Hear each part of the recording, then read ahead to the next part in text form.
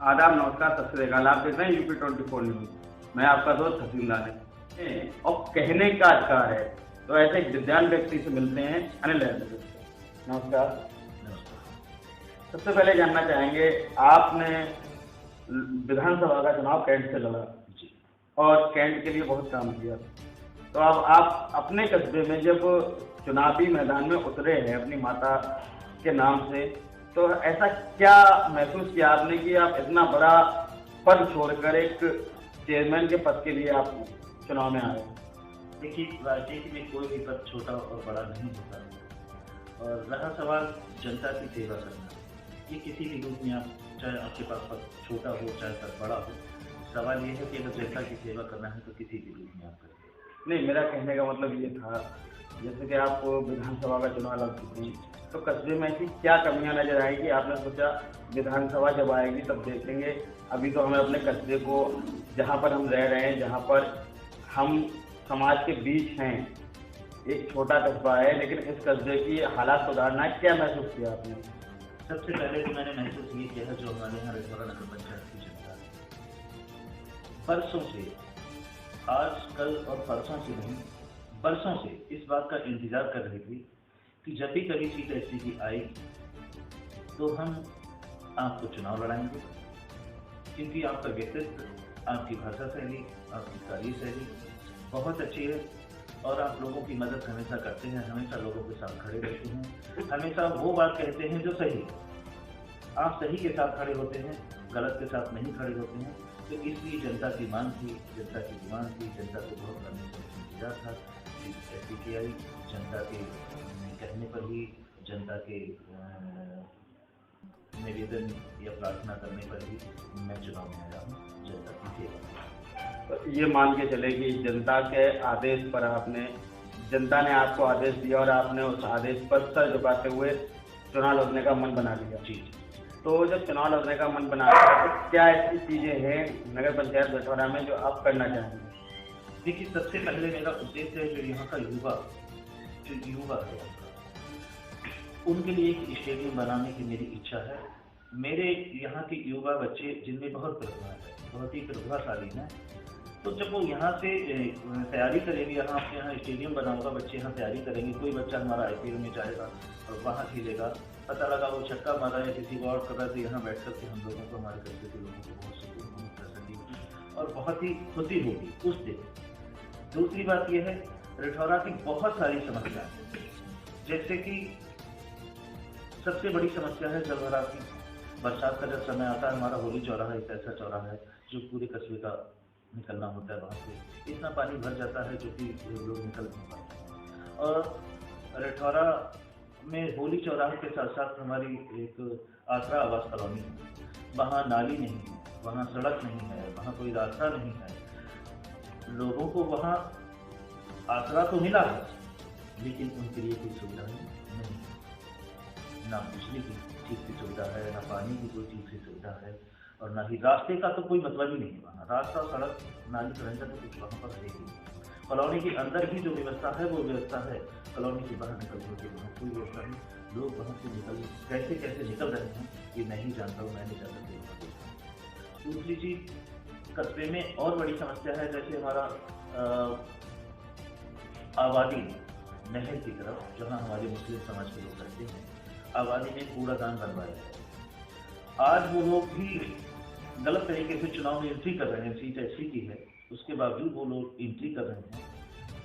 Entry करने के बाद वही लोग आज कह रहे हैं, जिन्होंने कूड़ादान बनवाया था, वही लोग कह रहे हैं कि आज हम बारात घर बनवाएंगे। अरे तुमको बारात घर ही बनवाना था तो आपने कूड़ादान क्यों बनवाया? जब वहाँ बरसात होती है तो इतनी बदबू, इतनी स्माइल होती है कि हमारे जो वहाँ के लोग रहने वाले हैं वो कैसे कैसे अपनी स्मृति को पाते हैं। बहुत बड़ी समस्या है। और भी ऐसी समस्याएं हैं जो लोगों को जानकारी नहीं है, जो लोगों को पता नहीं है, जैसे कि आवास योजना, PM आवास योजना, प्रधानमंत्री आवास योजना। इसमें ऐसा नहीं है, पात्र लोगों को भी कमरे उनके बनाए गए। जो अपात्र हैं कुछ लोग, उनको नहीं मिलना चाहिए था, क्योंकि वो साधन संपन्न है तो उनको आवश्यकता नहीं थी। तो जो अपात्र लोग हैं उनको भी उस तरह की सुविधा दी गई जो गरीब लोगों को मिलनी चाहिए, और कुछ जो पात्र लोग हैं वो आज भी वंचित हैं पीएम आवास योजना के लिए, वो आज भी वंचित हैं। ये सुनने में आया था आपके नगर पंचायत सतपुरा में कि पीएम आवास योजना में कमीशन खोरी खूब चली थी। तो अब जो आप अगर बनते हैं तो कमीशन खोरी के लिए क्या करेंगे? क्योंकि कमीशन खोरी 20,000 का जो सुनने में आया है, लोग चर्चाएं कर रहे हैं, उसके लिए क्या करेंगे? ये बात बिल्कुल सही है कि चाहे जैसे भी थे, मेरे पास तक मैसेज आया, जिन लोगों के कमरे बन रहे थे, पीएम आवास बन रहे थे, प्रधानमंत्री आवास बन रहे थे, उन लोगों के साथ ठगी की गई, उन लोगों के साथ वसूली की गई। 30,000 भी लिए हैं तो किसी से 25,000 लिए हैं तो किसी से 35,000 लिए गए हैं। ये बात सरकार तक नहीं पहुंची, और सरकार तक अगर पहुंचती तो शायद इस बात की जांच कराई जाती, और जांच कराई जाती तो उन बिचौलियों को जो है जेल के अंदर रखा जाए। बात करें सफाई व्यवस्था की, तो यहाँ सफाई व्यवस्था के बारे में कहा जाता है कि पहले से बहुत बेहतर है, लेकिन कहीं कहीं ऐसा लगता है जो मेन रोड है लठौरा का, वहाँ एक नाला तो नगर पंचायत का है, दूसरा नाला अभी हाईवे अथॉरिटी ने बनाया है, जिसके बारे में कहा जाता है कि यहाँ के जो चेयरमैन हैं उन्होंने बनवाया था। वो चीज़ अलग रही है, लेकिन जो नगर पंचायत का नाला है वो जगह जगह से इतने मोड़ हैं जिसकी वजह से अक्सर चौक हो जाता है, जो व्यापारी लोग हैं उन्हें परेशानी होती है। उसके बारे में क्या करेंगे? देखिए, सफाई व्यवस्था कहने को तो चाहे जो भी व्यक्ति जो चाहे वो कहे, सफाई व्यवस्था में पता लगा हमारे 40 या 45 कर्मचारी, 40-45 कर्मचारी कितने लंबे समय से, तो पता लगा कोई कहीं सेट है तो कोई कहीं सेट है। ऐसी स्थिति में जहां 100 कर्मचारी 150 कर्मचारी होने चाहिए, वहां आप 40 और 45 कर्मचारी से काम दे रहे हो, और उनको भी काम बटा हुआ है।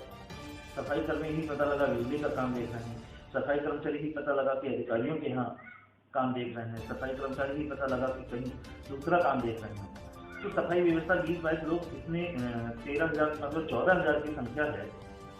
खासा, धर्मपुर, मोहनपुर, इंदिरा नगर, उसके बाद लठौरा, 20-25 लोग सफाई व्यवस्था कैसे कर सकते हैं? यहाँ पर जो भी हमारे पूर्व में अध्यक्ष रहे हैं, तो उनको ये देखना चाहिए कि जहाँ 100 कर्मचारियों की आवश्यकता है, वहाँ 20 कर्मचारियों से कैसे सफाई व्यवस्था की करा सकते हैं। ऐसी स्थिति में अगर मुझे मौका मिला तो सबसे पहले मेरी प्राथमिकता होगी कि कम से कम 100 कर्मचारी 150 कर्मचारी नगर पंचायत खराब हों, जिससे कि उनका कर्तव्य बोझ कम हो और सफाई व्यवस्था बहुत ही अच्छी और बहुत बेहतर। मैंने नाले की बात की, जो नाला है वो जगह जगह चौक होता है, व्यापारियों को बहुत परेशानी होती है। व्यापारियों को कैसे विश्वास में लेंगे जो कि आपको वोट भी करे और उसकी समस्याओं का निदान? देखिए, व्यापारियों को अपने फेवर में लेने के लिए, देखिए मैं ये चुनाव अपने स्वार्थ के लिए नहीं लड़ा, मैं सेवा भाव से चुनाव लड़ा। ये मेरी प्राथमिकता होगी कि जो नाला चौक हो जाता है उसको देखने वाला कौन कर्मचारी, उसको देखने के लिए सरकार की ओर से भी कोई ऐसी व्यवस्था चलाई जाए, कोई ऐसी योजना चलाई जाए जिससे की समस्या ना हो। दूसरा, व्यापारियों के लिए मेरी एक खास योजना है। अगर मुझे नगर पंचायत लठौरा में जनता मुझे सेवक के रूप में स्वीकार करती है, चेयरमैन के रूप में स्वीकार करती है, तो सबसे पहले मेरी प्राथमिकता होगी कि जो यहाँ पे ठेके होते हैं, मेरी नगर पंचायत लठौरा के भी ठेकेदार हैं। मेरी प्राथमिकता होगी कि जो भी सड़कें, नाली, खरंजा या बिजली की पोल या और चीज़ें होती हैं, तो बाहर से कोई खरीदारी ना हो।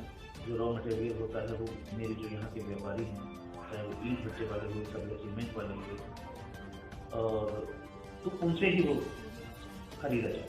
ये मेरी प्राथमिकता होगी। ठेकेदार से बैठ करके कि मेरी प्राथमिकता में शामिल होगा। बात अगर नहीं होगा कि जो यहाँ का हमारा गरीब मजदूर व्यक्ति है वो काम करने बाहर ना जा करके वो नगर पंचायत लठौरा में जो लेबर लगेगी ठेकेदार की, जो नगर पंचायत लठौरा में हमारे गरीब मजदूर है। अक्सर देखा गया है कि सारी नगर पंचायतों में एक सुलभ शौचालय होता है, एक या दो मेन मार्केट में, क्योंकि बाहर से आने वाले लोग या व्यापारी लोग वहाँ जाके उसकी लाभ उठा सके, उन्हें घर ना भागना पड़े, कोई भी दिक्कत ना हो। लेकिन नगर पंचायत बछौरा में इसकी समस्या शायद 32 वर्ष हो गए नगर पंचायत बने हुए, 32 वर्ष में अभी तक देखने में नहीं आया कि ऐसा कुछ किया गया हो। अगर आप बनते हैं तो क्या करेंगे? देखिए, जो नगर का अध्यक्ष होता है तो प्राथमिकता के तौर पर उससे ये विचार करना चाहिए कि मेरी नगर की जो जनता है उससे कैसे सहूलियत, उसे कैसे सुविधा। और रहा सवाल शौचालय का, अगर ऐसा मौका मुझे मिलता है तो शौचालय की व्यवस्था की जाएगी और इतनी बेहतर व्यवस्था होगी कि जनपद बरेली में नहीं, जनपद मंडल में नगर पंचायत बछौरा एक ऐसी नगर पंचायत होगी जो सबसे खूबसूरत और सबसे सुंदर नगर पंचायत। तो देखते हैं कितने वादे पूरे होते हैं और जनता इन्हें क्या समझ के इन्हें चुनती है। तो लगातार ताजा अपडेट बने रहिए यूट्यूब।